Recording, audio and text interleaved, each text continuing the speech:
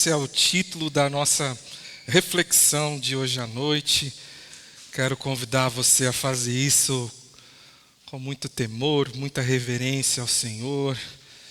Evite movimentações desnecessárias agora. Foque o seu coração em Jesus Cristo, na palavra dele. Ajude o seu irmão que está perto de você também, para que você seja uma bênção. O cristão cidadão. Queremos aproveitar essa data de 7 de setembro para a gente conversar um pouquinho sobre esse tema, que é um tema tão delicado. É bem difícil a gente falar sobre essa questão da cidadania na igreja, no púlpito da igreja, mas é um assunto que a Bíblia nos ensina muito sobre. Então a gente não pode fugir também de assuntos que são assuntos polêmicos, a gente não chega ali num senso comum, mas nós como pastores, como líderes aqui da Íbica, a gente também está aqui para falar sobre esses assuntos e pedimos a graça de Deus para que hoje nós tenhamos um ótimo tempo aqui expondo a palavra de Deus e aprendendo sobre o que Ele tem para nós baseado nessa temática. Nós vamos estudar o livro de 1 Pedro, capítulo 2, versos de 1 a 17. Eu já vou pedir para você ir abrindo lá. Mas eu quero começar com essa pergunta, né? O que é cidadania? Você sabe o que significa cidadania? O que significa esse negócio, né? Cidadania não é apenas ter um CPF, um RG, um título de eleitor. Não é só votar a cada 4 anos. Mas cidadania, ela é a condição de pertencer a uma nação, usufruindo de direitos e assumindo deveres. Então eu quero que você preste bastante atenção nessa definição, porque ela vai estar presente em todo o restante da nossa reflexão aqui. Cidadania é a condição de pertencer a uma nação, usufruindo de direitos, mas também assumindo os seus deveres. Significa que, como cidadãos, nós temos o direito, sim, de exigir justiça, saúde, educação, segurança, mas também nós temos o dever de obedecer às leis, pagar impostos, respeitar autoridades e buscar o bem comum, o bem de todos. O grande problema, irmãos, é que a palavra cidadania, ela tem sido muito mal compreendida. Muitos querem os direitos, mas poucos lembram dos deveres.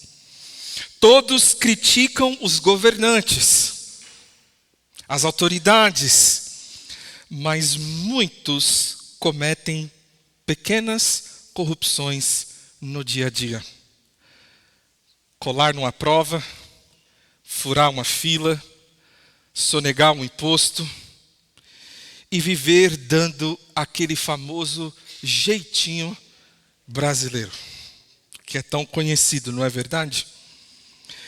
Hoje é 7 de setembro, dia que o Brasil celebra a sua independência. É um dia de lembrar da nossa história como nação, de agradecer pelas bênçãos que nós recebemos como povo. Mas também, irmãos, é dia da gente refletir sobre o papel que cada um de nós exerce como cidadão brasileiro. Mas para nós, que somos discípulos de Cristo, esta data, ela nos convida a uma reflexão ainda mais profunda. Ainda mais profunda. Foi no século V que Agostinho de Hipona, um dos escritores mais relevantes da história do cristianismo, ele escreve uma obra chamada A Cidade de Deus. E nessa obra ele escreve que a humanidade ela é dividida em 2 grupos. Daqueles que vivem segundo o homem e daqueles que vivem segundo Deus. Ele dava a esses 2 grupos o nome de cidades. Ou seja, aqueles que viviam segundo o homem era da cidade dos homens, mas aqueles que viviam segundo Deus era da cidade de Deus. Nós, como cristãos, como discípulos de Jesus, vivemos entre duas cidades. Nós somos um povo de dupla cidadania. Nascemos no Brasil, portanto, somos cidadãos brasileiros. Porém, quando nós cremos em Jesus, a Bíblia nos ensina que nós somos regenerados. Regenerado significa gerado de novo. Nós nascemos de novo, só que agora nós nascemos do Espírito. Ou seja, Deus nos faz nova criatura e quando isso acontece, nós nos tornamos cidadãos dos céus. Quem nasce de novo, recebe uma nova cidadania. Ficou claro, irmãos? Amém? Deu para entender? Então, isso significa que todo cristão, que todo discípulo de Jesus tem essa dupla cidadania. Pertencemos à nossa pátria, somos brasileiros. Mas também já fomos feitos, através de Jesus Cristo e de sua graça, cidadãos do céu. E louvado seja Deus por isso. Essa tensão, irmãos, é muito importante para a gente. Como viver aqui de forma justa e responsável, sem esquecer que a nossa verdadeira pátria é eterna. Como ser brasileiro de modo fiel, honrando as autoridades, contribuindo para o bem comum e, ao mesmo tempo, viver como cidadão do reino de Deus, que é maior do que qualquer nação. Então a gente vive nessa tensão. Como conciliar isso? O texto de 1 Pedro, capítulo 2, versos de 11 a 17, nos orienta exatamente sobre isso.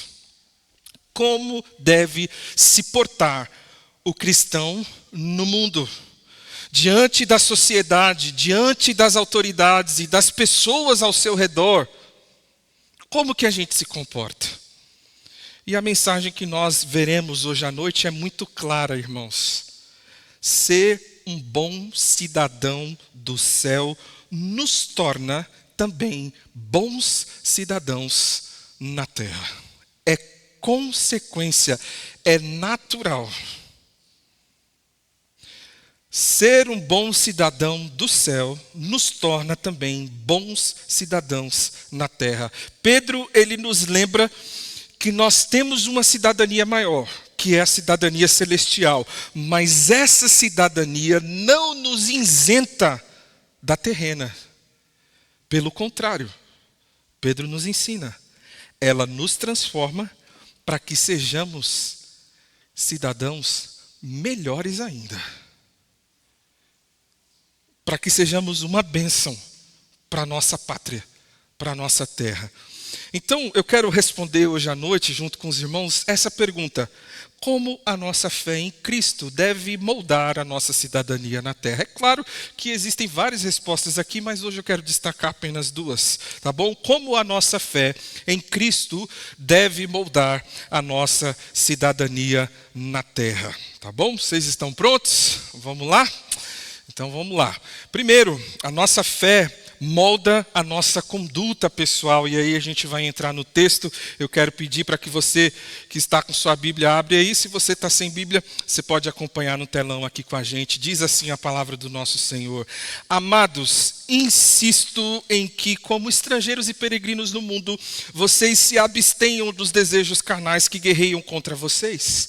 Tenham uma conduta correta entre os pagãos para que, mesmo que eles os acusem de praticar o mal, observem as boas obras que vocês praticam e glorifiquem a Deus no dia da intervenção dele. Reparem que Pedro, ele começa dizendo assim, amados. Ou seja, ele não está dando uma bronca, ele está chamando com muito carinho. Sabe aquele carinho pastoral assim, sabe? Pastor de vocês é carinhoso, gente? Amém. Olha, Vocês estão sendo irônicos, né? Olha lá. Ai, ai, ai. É com esse carinho, é como se Pedro estivesse dizendo assim: eu amo vocês. Eu amo vocês. E é por amar vocês que eu preciso insistir numa verdade. É por amor a vocês que eu vou ensinar vocês a fazer isso daqui. É uma verdade essencial para a vida cristã. E a verdade é essa, está aí no texto. Nós somos estrangeiros e peregrinos neste mundo. Eu amo vocês. E por amar vocês, eu preciso insistir nessa verdade. Vocês não são daqui. O termo grego usado aqui para estrangeiros e peregrinos, ambos significam alguém que vive no lugar, mas não pertence a ele. Alguém que está só de passagem. Essa é a ideia aqui, quando a gente olha para a língua original, que é o grego. Alguém que vive no lugar, mas não pertence a ele. Alguém que está só de passagem. Então, a primeira responsabilidade que Pedro destaca a nós como cidadãos do céu, a gente é estrangeiro nesse mundo. A gente é peregrino nesse mundo. Então, no que isso implica? Pedro está trazendo um argumento bem lógico, passo a passo aqui, sabe? Um passo de cada vez. Eu amo vocês, por amar vocês, eu preciso insistir que vocês são estrangeiros e peregrinos, ok, mas isso implica no quê? Se abstenham dos desejos carnais. Se abstenham dos desejos carnais. O que isso significa, né? O que são desejos carnais? São desejos que habitam em nós e que nos identificam com tudo aquilo que se opõe a Deus, com tudo aquilo que é contra Deus. É a nossa velha natureza que insiste em autonomia. Sou eu que mando na minha vida. Eu faço o que eu quiser. O importante é ser feliz, o importante é satisfazer os desejos da carne. Paulo ele vai falar de uma maneira mais explícita em Gálatas capítulo 5, versos 19 a 21, e ele vai usar a expressão obras da carne. Um pouquinho diferente da expressão que Pedro usa. E ele diz assim, a partir do verso 19, ora, as obras da carne são manifestas. O que é isso, pastor? Me explica melhor. Está aqui, ó. Imoralidade sexual, impureza e libertinagem, idolatria e feitiçaria, ódio, discórdia, ciúmes, ira, egoísmo, dissensões, facções, inveja, embriaguez, orgias e coisas semelhantes. O que é desejos da carne? São isso aqui. São essas coisas. Na prática. Então, o que Pedro quer nos lembrar em sua carta é que essas coisas não devem fazer mais parte da nossa vida. O cristão genuíno não vive mais como escravo. A gente acabou de falar sobre isso na nossa ceia. Nós fomos libertos disso. Nós devemos nos abster com o entendimento de que essas coisas desagradam ao Deus a quem nós servimos. O nosso Deus não se satisfaz nisso, e isso não faz bem para a nossa alma. Agora, beleza, entendemos o que é obras da carne. E uma coisa que fica bem clara aqui, irmãos, é que a batalha contra os desejos carnais, Pedro ele deixa bem claro, essa batalha, essa luta, essa guerra é travada na alma. Não é uma luta externa, é uma luta interna.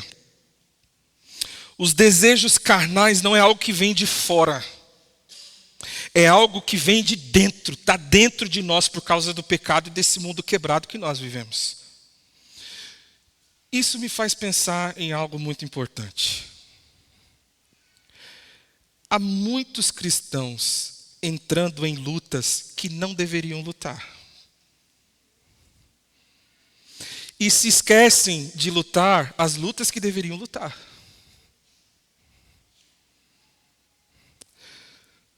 Há muitos cristãos achando que foram chamados para a guerra, no sentido de que nós devemos guerrear contra o governo, nós devemos guerrear contra o STF, nós devemos guerra contra o antigo presidente, contra o novo presidente, guerra contra partido A, partido B, partido C, ideologias políticas. Mas, meus irmãos, Pedro, ele nos lembra que a nossa primeira e mais importante guerra, como estrangeiros e peregrinos, como cidadãos do céu, não é contra quem nos persegue, não é contra quem nos faz o mal, não é contra quem nos ataca. A nossa primeira e mais importante luta é contra nós mesmos. É contra o meu ódio. É contra a minha ira, é contra os meus desejos que limitam contra a minha carne. Abre os olhos. Acorde, discípulo de Jesus. Porque talvez você está gastando tempo, energia, saúde, disposição, recursos, esforços com a luta errada. Lute contra você mesmo, guerreie contra o pecado e faça isso com a graça, com o poder e o auxílio do Espírito Santo que habita em você. Você tem condições de vencer não por força própria, mas o Espírito Santo que habita em você te faz vencer suas lutas contra os pecados. Quem de fato você precisa vencer é você mesmo. Beleza, aí vocês estão me olhando com uma cara assim de interrogação, e eu creio que a pergunta de vocês é a mesma pergunta que eu fiz quando eu estava estudando o texto. Pastor, o que lutar contra os desejos carnais tem a ver com cidadania? Tudo a ver. Tudo. Você lembra da definição de cidadania?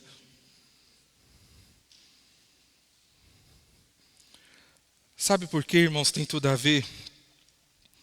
Porque cidadania não é só votar a cada 4 anos. Cidadania não é apenas ter um CPF, um RG, não. Cidadania é a forma como você vive todos os dias na sociedade. E os desejos da carne influenciam diretamente a nossa maneira de ser cidadão. Diretamente. Vou te dar alguns exemplos. Quando você vence o desejo de mentir, você constrói uma sociedade mais justa. Quando você controla a sua ira no trânsito, você contribui para um país menos violento. Mais de 75%, talvez 80% das mortes no Brasil é por briga no trânsito. É altíssimo número. Se eu, através do Espírito Santo, tenho a capacidade de controlar e fazer morrer a minha ira no trânsito, eu deixo de brigar. Eu deixo de machucar alguém. E tem muita gente que não briga. Mas tem gente que dá um soco na cara das pessoas com palavras ríspidas. Com xingamentos. Percebam que o argumento de Pedro faz todo sentido. Todo sentido. Quando você resiste à tentação de sonegar impostos, você colabora para uma nação mais correta. Eu sei, irmãos, eu sei, o nosso país é o país que está lá no topo de países que tem um imposto mais alto. Talvez é o imposto mais alto que tem no mundo, é o nosso. Não sei como é que está a pesquisa agora. Mas a gente tem que ser justo. A gente tem que dar exemplo.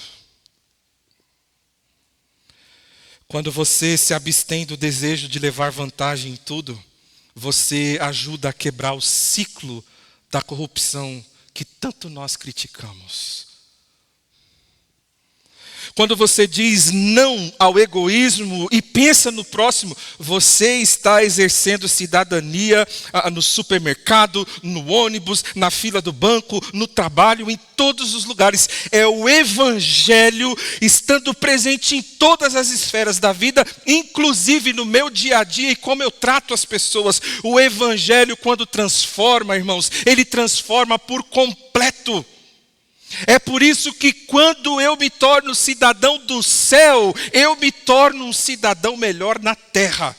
Porque Cristo, ele transforma a minha ira em paciência. Cristo transforma a minha vontade de matar em vontade de dar vida. É isso que o Espírito Santo faz. Não é só uma questão de espiritualidade, é uma questão de cidadania, irmãos. O cristão que luta contra os desejos carnais, consequentemente, se torna um cristão melhor. E faz do nosso mundo um pouquinho melhor. Ou para aqueles que são pessimistas, menos pior.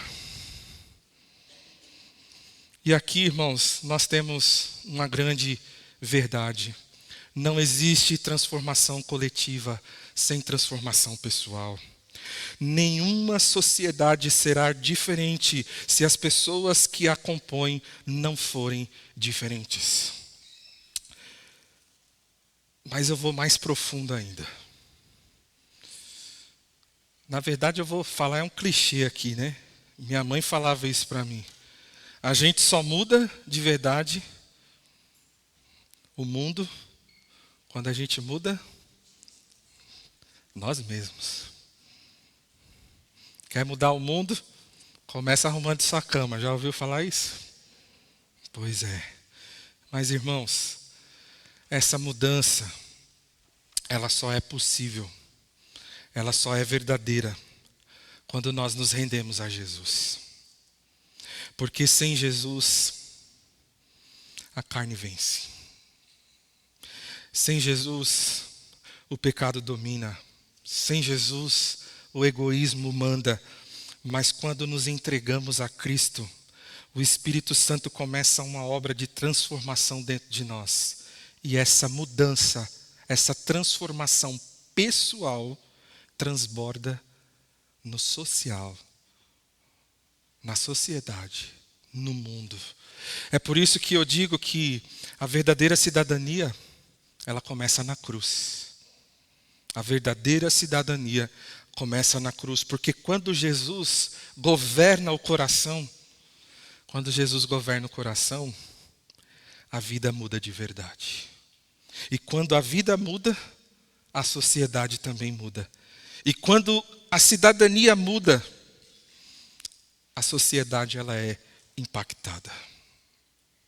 Algumas perguntas para você meditar sobre esse primeiro conselho de Pedro para nós. Como você tem se comportado no seu dia a dia? Pensa aí um pouco. A sua fé em Cristo tem moldado a sua conduta como cidadão?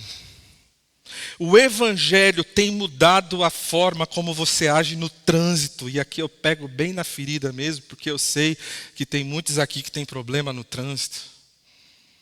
Na fila do banco, na fila do mercado.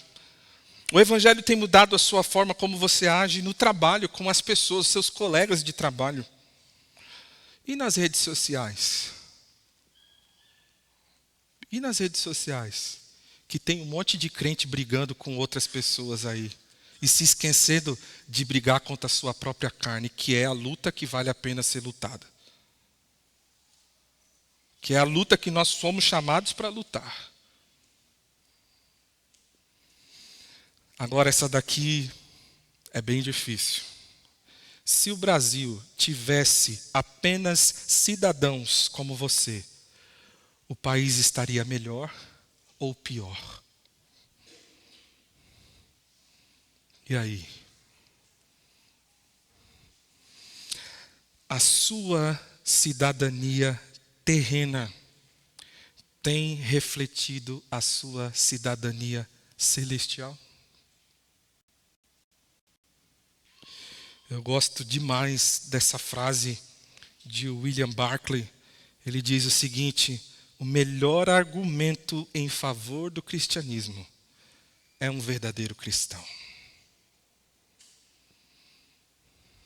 Melhor argumento, irmãos.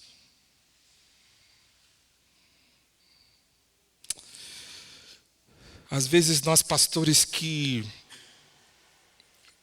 não vamos às redes sociais e não damos um posicionamento daquilo que as pessoas chamam de política, nós somos taxados de omissos, nós somos taxados de medrosos, nós somos taxados de tudo quanto é coisa que você pode imaginar. Inclusive, esses dias eu estava vendo um pastor criticando outros pastores que não se posicionam e não ensinam os seus membros a votarem em um candidato. Irmãos, esse não é o meu papel como pastor. E nesse púlpito você nunca vai ouvir isso. Enquanto Deus me der a bênção de pastorear essa igreja, eu não estou aqui para dizer para você que você tem que votar em fulano ou ciclano. Mas o que eu tenho que dizer para você é: se torne um cristão melhor. E, consequentemente, você vai fazer do nosso país um país melhor. Pare de brigar com os outros sobre política e comece a olhar para dentro de si e vai matando os desejos que são contra o Senhor. Consequentemente, você não precisa brigar, você não precisa dizer quem você vai votar. Sabe por quê, irmão? Porque quem faz as pessoas olharem para Deus e darem glória ao Senhor é o seu comportamento como cidadão do céu. Está se comportando como tal? Não precisa gastar tempo se defendendo. Não precisa gastar tempo brigando. Eu quero ser como Jesus. Eu quero ser um cidadão do céu cada vez melhor. Se nós queremos um país melhor, um futuro melhor para os nossos filhos, a resposta é simples: viva o Evangelho.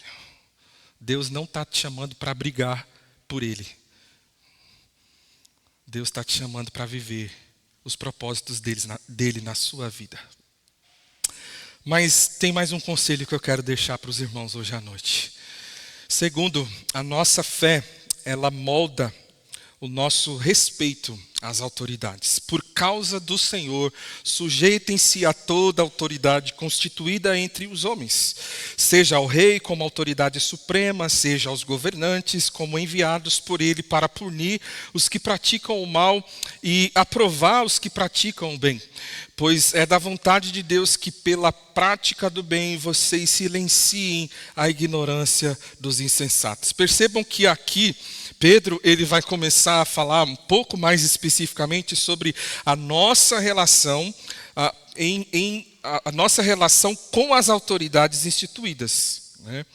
Então, aqui é onde a coisa começa a ficar um pouco mais desconfortável para nós, porque nós não temos aqui um ensino claro, definido sobre o papel do Estado, o papel das autoridades com o povo, mas sim do povo com as autoridades. E isso aqui é um padrão de vida cristã em relação a isso. Então, a primeira expressão que Pedro ele vai destacar aqui para a gente é justamente essa: por causa do Senhor. O termo usado por Pedro indica causa, motivo, razão. Ou seja, tudo o que ele nos encoraja a fazer deve ser feito por uma causa maior, por um motivo maior, por uma razão maior. E que causa é essa? Que motivação é essa, Pedro? Que razão é essa, Pedro? O Senhor. O Senhor. O grande problema é que a próxima expressão é: sujeitem-se a toda. Não é alguns, não são aqueles que você prefere, mas a toda autoridade. É fácil viver isso? Olha para a nossa realidade. É fácil viver isso? Muito difícil. Mas talvez você esteja se perguntando, eu acho que para Pedro e para esses irmãos que receberam essa carta, talvez era um pouco mais fácil. O imperador naquele tempo que Pedro escreveu essa carta era Nero. E Nero não era exatamente um exemplo de governo justo. Pelo contrário, irmãos, ele foi um dos mais cruéis de toda a história de Roma. Quer ouvir algumas coisas sobre esse governante? Aí você vai olhar para os nossos e você vai falar bem assim, meu Deus, eu estou no céu. Foi ele quem mandou matar a própria mãe, Agripina, porque ela atrapalhava os seus planos de avançar e vencer. Você já conheceu algum governante que mandou matar a própria mãe? Foi ele que mandou assassinar sua primeira esposa, Octávia, acusando falsamente de adultério. Pois é, matou a mãe, a esposa, mas Nero também mandou executar seu próprio meio-irmão britânico, para garantir o trono. Mas também foi Nero que, depois do grande incêndio de Roma, em 64 depois de Cristo, que muitos acreditam que ele mesmo provocou esse incêndio, maluco do jeito que ele era. E Nero, então, para tirar o dele, ele colocou a culpa nos cristãos. Por quê? Porque de toda a cidade que sofreu com o incêndio, a região que os cristãos moravam foi a menos prejudicada pelo incêndio. E a gente sabe o que significa isso, Significa a mão de Deus. Então Nero falou, tá vendo lá a região que os cristãos moram? Então, não foi muito incendiada, a culpa é deles. Começa então uma das maiores perseguições contra os cristãos. Muitos foram crucificados, outros lançados às feras nos anfiteatros e outros ainda queimados vivos para iluminar o jardim da casa de Nero. Foi sobre o reinado dele que, segundo a tradição, o apóstolo Paulo foi decapitado. Pedro foi crucificado de cabeça para baixo. Esse era o governante em exercício quando Pedro escreve: sujeitem-se às autoridades, toda a autoridade. Você pensou nesse político aí que você não gosta, não é? Enquanto eu estava falando. Pois é, irmãos. Aí eu fico imaginando esses irmãos lendo a carta de Pedro pela primeira vez. Eu gosto muito de imaginar essas coisas quando eu estou estudando o texto. Como foi o dia que esses irmãos receberam essa carta e eles pararam para ler essa carta. Eu fico imaginando eles lendo lá os conselhos de Pedro. E aí talvez eles estavam pensando assim, Pedro vai pedir para a gente ir para cima, sabe? Agora é a hora. Pedro vai nos encorajar a guerrear. Afinal de contas, a gente está falando de Pedrão, Foi o cara que cortou a orelha lá do soldado, o impulsivo Pedro, forte e explosivo. Eu fico imaginando o povo lendo lá e falando, é agora. E aí chega e Pedro diz, sujeitem-se a toda a autoridade. E aí, na época não tinha essa música, mas se tivesse eles iam cantar, bem na minha vez, Bem na minha vez, Pedro. Bem na minha vez de cortar a orelha deles. Meus irmãos, enquanto as nossas autoridades não nos impelir a desobedecer a Deus, a nossa atitude como para o Senhor deve ser de submissão voluntária.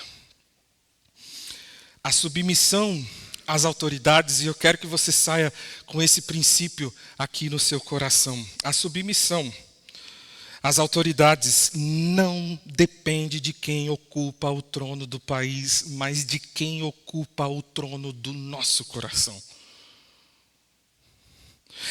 Se for fulano, eu obedeço, eu vou me submeter. Não tem nada a ver com quem está sentado lá no Planalto de Brasília. Não tem nada a ver. Mas sim com quem ocupa o trono do nosso coração. A motivação da minha obediência às autoridades é, acima de tudo, a minha obediência a Deus.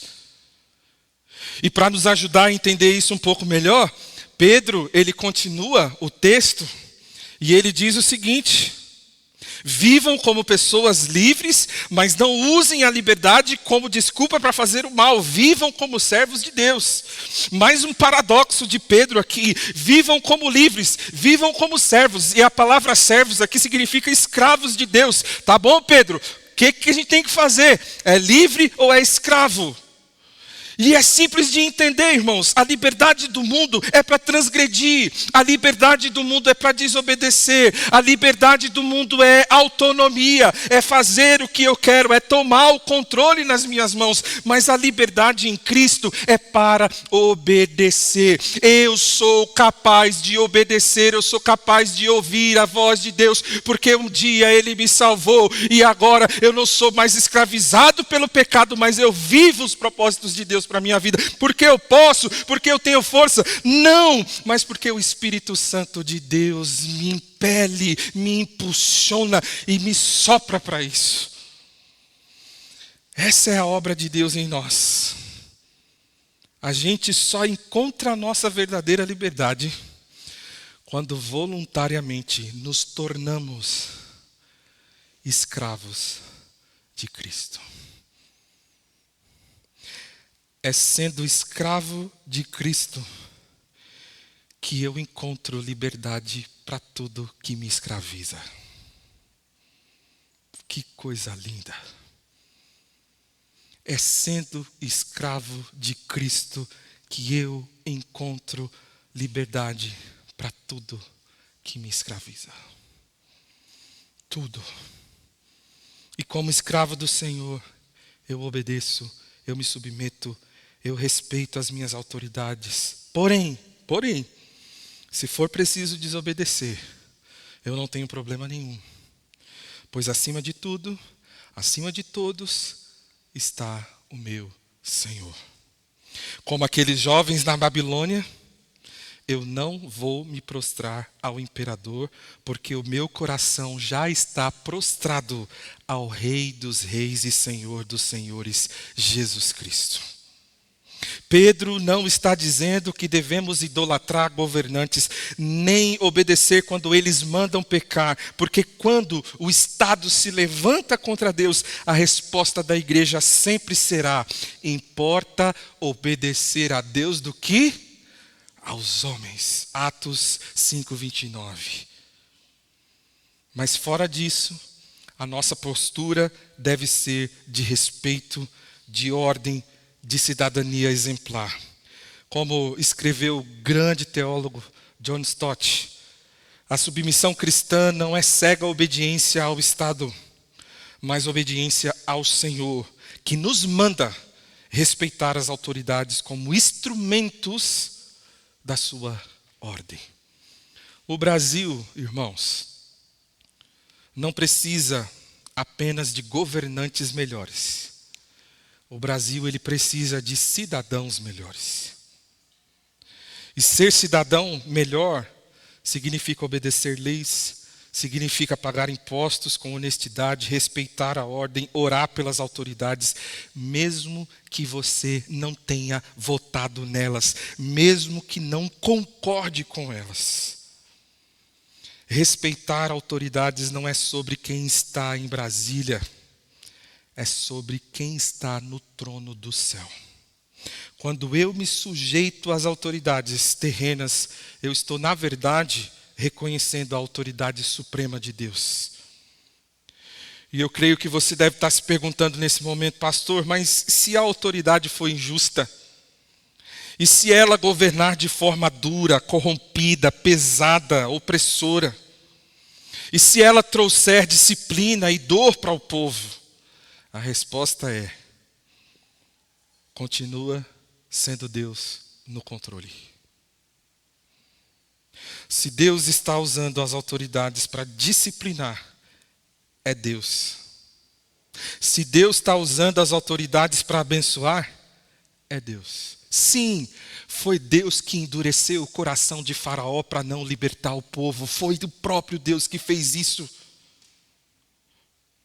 Para ensinar algo para o povo que de outra maneira eles não aprenderiam. Sim, foi Deus que permitiu e usou Nabucodonosor para o exílio do povo de Israel. Foi sim, foi o próprio Deus. Sabe por quê? Porque o trono da história só tem um lugar, e esse lugar é do Senhor. Acima de tudo e de todos. Se tem alguém sentado lá em Brasília, e a gente está sofrendo, é Deus que está no controle, disciplinando, exortando e ensinando a pátria brasileira. Se nós temos alguém sentado lá, abençoando o povo, trazendo paz, condições melhores, igualdade, é Deus abençoando o seu povo. Irmãos, por detrás de todo governo humano, por trás de toda autoridade, há um trono que jamais se abala, é o trono do Senhor. O trono do Senhor jamais se abala. E é por isso que respeitar as autoridades não é idolatria, é confiança na soberania de Deus. É como se Pedro dissesse: não importa quem esteja no palácio, o Senhor continua reinando nos céus. Ele é o Senhor e sua verdade vai sempre reinar. Para a gente concluir, hoje, dia 7 de setembro de 2025, o Brasil comemora a independência. Mas eu quero lembrar você de uma outra independência muito mais profunda, a que Cristo conquistou na cruz por nós. Ele nos libertou do império das trevas e nos fez cidadãos do reino da sua luz. Pedro, então, nos ensinou que a nossa fé molda a nossa cidadania na conduta pessoal, lutando contra os desejos que guerreiam contra a alma, mas também no respeito às autoridades, confiando na soberania de Deus acima de tudo. E aqui está uma grande verdade, meus irmãos. O Brasil não vai mudar com novos governantes, mas com novos homens e mulheres transformados por Jesus. A gente começa a mudar o mundo quando a gente muda.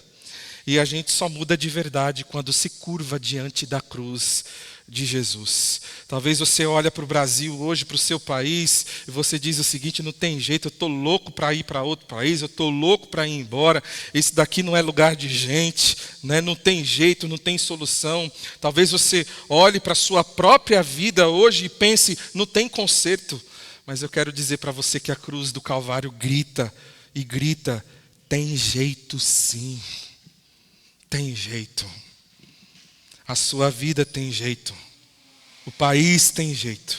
Se você se render a Jesus, Ele vai mudar você por dentro. E quando Ele muda você, Ele muda a sua casa. Quando Ele muda você, sua casa, Ele pode mudar também sua rua. Ele muda a sua cidade, Ele muda a sua pátria. Quer ser um cidadão melhor? Quer deixar um Brasil melhor para os seus filhos? O nosso convite para você hoje à noite é: se curve diante da cruz e deixe Jesus reger a sua vida. Amém. Louvado seja Deus. O nosso queridão André vai compartilhar com a gente uma canção. E enquanto o André compartilha essa canção com a gente, eu vou pedir para você, mais uma vez, orar pelo Brasil. Mas eu quero que você comece essa oração olhando para dentro, olhando para você, olhando para a sua luta contra os desejos da carne e dizendo: Senhor, faz do meu país um país melhor, me fazendo um cidadão do céu melhor. Senhor, faz do meu país um país melhor, me fazendo alguém obediente acima de tudo à sua soberania. Não importa quem está sentado no trono do nosso país, eu quero ser obediente ao Senhor da história. Vamos fazer essa oração enquanto o André canta para a gente. Vamos fechar os nossos olhos, vamos estar em espírito de oração e vamos falar com o Senhor. Que a mudança comece aqui, comece através da nossa igreja, do nosso povo, de quem nós somos. Amém.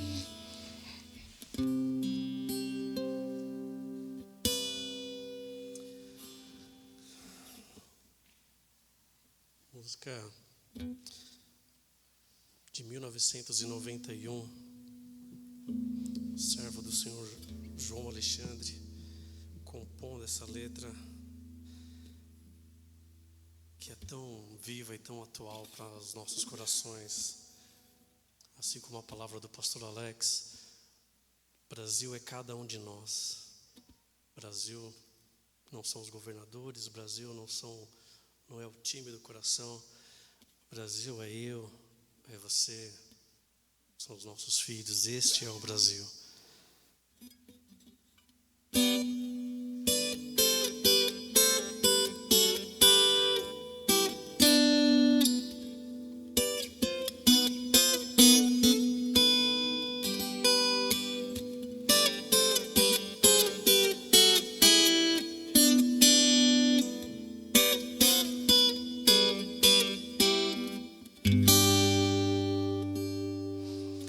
Como será o futuro do nosso país?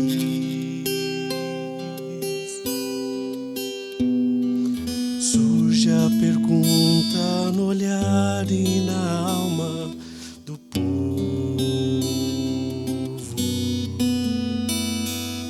Cada vez mais cresce a fome nas ruas, nos morros. Cada vez menos dinheiro para sobreviver. Onde andará a justiça, outrora perdida? Surge a pergunta na voz e na vez de quem manda. Homens com tanto poder e nenhum coração. Gente que compra e que vende a moral da nação. Brasil, olha pra cima. Existe uma chance de ser novamente feliz. Brasil, há uma esperança. Ergue os teus olhos para Deus, justo juiz. Brasil, olha para cima. Existe uma chance de ser novamente feliz, bem feliz. Brasil, há uma esperança. Erga os teus olhos para Deus, justo juiz.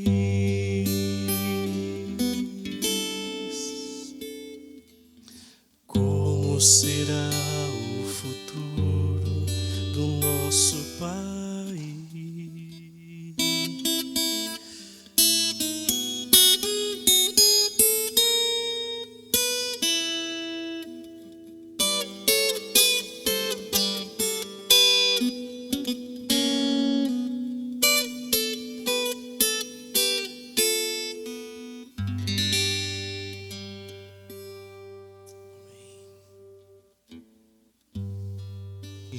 Senhor, nós te louvamos, Pai, por cuidar da gente, mesmo em meio Há um contexto cheio de corrupção, cheio de dor, de desigualdade. O Senhor tem nos guardado com a tua boa mão. Queremos, Deus, como igreja, essa noite, clamar ao Senhor. Faz de nós cidadãos do céu. Faz de nós cidadãos que almejam, acima de tudo, viver para a glória do Senhor. Faz com que o teu evangelho, Deus, não fique apenas no campo dos conceitos e das ideias, mas que o teu evangelho afete a nossa vida por completo, inclusive a nossa forma de ser cidadão. Que a ira, que o ódio, que a inveja dê lugar à compaixão, dê lugar à paciência, dê lugar ao amor. Porque nós não venceremos com passeatas, nós não venceremos com armas, nós não venceremos com violência, nós venceremos como o Senhor venceu. E o Senhor venceu com amor. O Senhor venceu se entregando. O Senhor venceu tendo compaixão. O Senhor venceu vindo ao nosso encontro e fazendo de nós gente como o Senhor é. Gente como Jesus. Nos leva para os nossos lares, Deus. Nos dê uma semana de paz, de bênção. Nos livre de todo mal. Mas que também, em meio às lutas, em meio aos desafios, em meio à nossa vida cotidiana tão corrida e estressante, que o Senhor encontre em nós um coração submisso e disposto a te obedecer.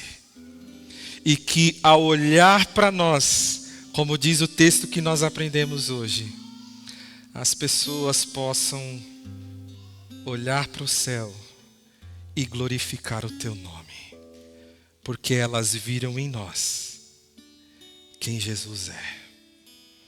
Cuida do teu povo, cuida dessa nação, traz paz para o nosso país, Deus, mais justiça, transforma vidas, para que essas vidas transformadas sirvam o nosso povo com dignidade, com honra, que eles tenham a mesma atitude que o Senhor teve. Abençoe o Brasil, é a nossa oração, em nome de Jesus. Amém, amém e amém. Deus abençoe sua vida. Antes de você ir embora, dê um abraço em quem está perto de você. Pessoal do coral, não se esqueça, daqui a pouquinho a gente tem ensaio, contamos com a ajuda de todos. Deus abençoe, irmãos, uma ótima semana.